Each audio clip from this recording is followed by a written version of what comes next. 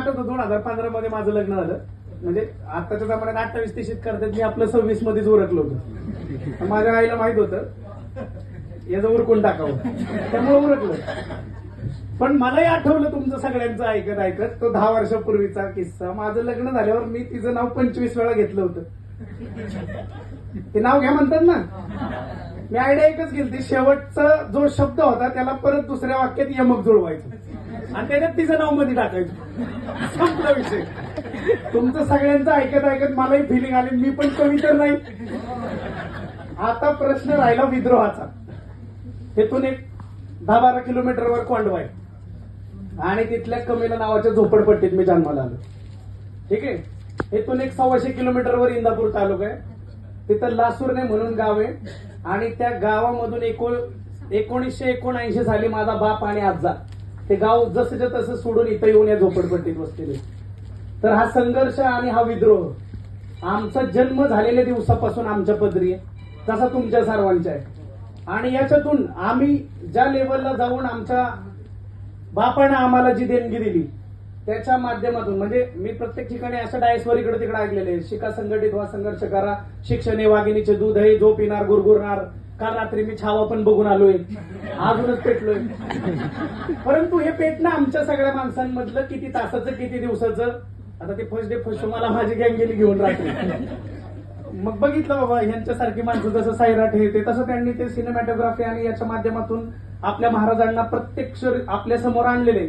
परंतु मग आमची पुढच्या पिढ्या किंवा आमच्या या मागच्या गेलेल्या पिढ्या यांनी या महामानवांना किती तासासाठी, किती वेळासाठी, किती दिवसांसाठी आपल्या आतमध्ये घेतलं. आज मी एका एक्स व्यक्तीशी बोलत होतो. ती व्यक्ती म्हटली, आता मी माझं गुणगान गात नाही, मला असं वाटतं की माझ्या भावंडांनी माझ्यापेक्षा वरचढ व्हावं, माझं कलेक्टर म्हणून यावं आणि मला सैला बोलवाय लोंडे फायलान. I will be very happy. मला आनंद होईल. मग आम्हाला आमच्या बापांनी दिलेलं जे लेण आहे, जे देण आहे, ही खऱ्या अर्थानं आपण सत्यात उतरवली असं होईल. त्या झोपडपट्टीत मी जन्माला आलेलो 2012ला. मी थोडक्यात सांगणार आहे, मला 3-4 मिनिटाची वेळ दिलेली आहे, लगेच पॅकअप. नाही तर म्हणजे लाईट साऊंड कॅमेरा चला घरी. 2012ला समाज कल्याणचा क्लर्क होतो. 2013ला मी पोलीस सब इन्स्पेक्टर झालो. 2013च्याच मध्यावधीमध्ये मी सेल्स टॅक्स इन्स्पेक्टर झालो. डिसेंबर 2013ला माझी निवड केंद्रामध्ये झाली फूड कॉर्पोरेशन ऑफ इंडियाला. PSI म्हणून जॉईन व्हायला गेलो होतो इथं पोलीस कमिशनर ऑफिसला. त्या दिवशी जॉईनिंग लेटर हातात घेतल्यावर 10 मिनिटांनी मला एक कॉल आला आणि ते म्हणले, साहेब पेढे वाटा. म्हणजे कसले, आता 6 महिने पार्ट्या झाल्या, पेढे झाले, सगळं झालं. आपलं कसं धिंगाणा असतो माहित आहे. फक्त माझं म्हणणं तो फक्त 14 एप्रिलला नाही दिसावा, 365 दिवस दिसावा. मग अरे मी खरंच कमी आहे की काय? तुम्ही लोक टाळ्या वाजवताय, मला टेन्शन आले. हा रिजेक्ट केलं सगळं. आणि समाज कल्याण अधिकारी म्हणून माझा रिझल्ट लागल्याने मी सगळं सोडून समाज कल्याण अधिकारी म्हणून जॉईन झालो. मला प्रश्न विचारला जातो, एवढी सगळी पदं सोडून तुम्ही हे का जॉईन केलं? माझ्याकडे उत्तर आहे त्याचं. मी जे पद मिळवलं होतं त्याच्यात सर्वाधिक जास्त पॉवरचं, म्हणजे कोणीही बघेल, सगळ्यांना पॉवर पाहिजे, सगळ्यात जास्त पॉवरचं जे पद होतं ते समाज कल्याणचं. बिकॉज ते PSI STI हे सगळे त्याच्या खालचे होते. मग मी तिकडे PSI म्हणून जॉईन झालो असतो तर मला एक चौकी, एक पोलीस स्टेशन किंवा काय, मी शाल श्रीफळ घेताना 58व्या वर्षी ACP झालो असतो काहीतरी. आणि सगळ्यात महत्वाचं जे कारण होतं की मी सगळी पदं सोडली आणि समाज कल्याण अधिकारी म्हणून का जॉईन झालो, तर त्याचं एकमेव रिझन होतं, जे मी पायरीवर बसून डोक्याला हात लावून टेन्शन मध्ये होतो की आता कुठली पोस्ट स्वीकारायची. मी ही स्वीकारली कारण मी ज्यांच्याच जन्माला आलोय त्यांच्यासाठी काम करायला मिळणार आहे. आणि आज जेव्हा मी समाज कल्याणचं सहाय्यक आयुक्त म्हणून काम करतो, येणारा माझाच भाऊ, माझाच मामा, माझाच काका, माझीच बहीण, माझा चुलता, सगळ्यांचं काम ज्या लेवलला नेऊन करतो. कधीतरी ऑफिसला विश्रांतवाडीला ऑफिस आहे आणि येऊन तुम्ही तिथलं त्या आपल्या बाबासाहेबांच्या ऑफिसचं वलय पहा, तुमची पायाखालची जमीन सरकेल. मागासवर्गीयांचं गावकुसा बाहेरचं ऑफिस आज मागासवर्गीयांचा मॉल आहे. या तुम्ही तुम्हाला समजून येईल. तर ते शेवटी एक मुद्दा बोलतो, माझी पोरगी 3 वर्षाची इंटरनॅशनल स्कूलला आहे. हक्काने सांगतो, टाकली तिला. आता वाघिणीचं दूध तिला पिलं पाहिजे ना. आणि कुठल्या इंटरनॅशनल वाघिणीचं पिणं, बाउंड्रीत अडकणार नाही.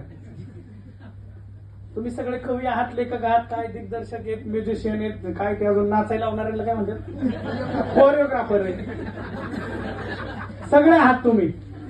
माझी पोरगी आता युरोला आहे, आता तिचं ते काय असतं त्यांचं नर्सरीत आहे ती, आणि आता ती LKG ला जाणार आहे. बिशॉप्सला मी तिला टाकणार, जाणून बुजून टाकणार आहे. आपल्याला प्रत्येकाला वाटतं ना, आम्ही काय मनपा शाळेतले, but I can talk in English. हा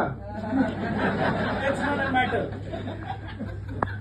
मग हे सांगतोय का माझ्या पोरीचं उदाहरण कुठून आलं?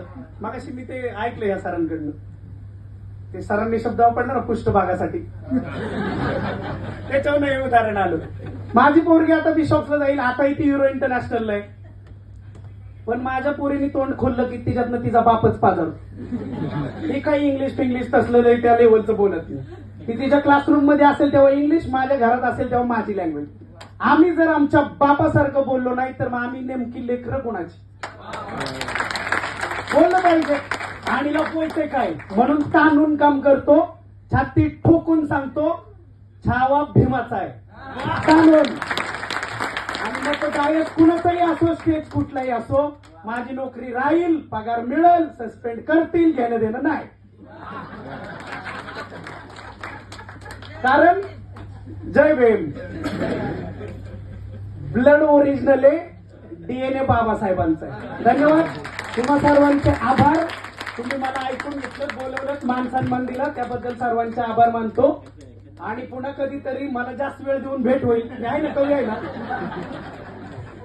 जास्त वेळ देऊन भेट होईल अशी अपेक्षा व्यक्त करतो. जय भीम, जय शिवराय.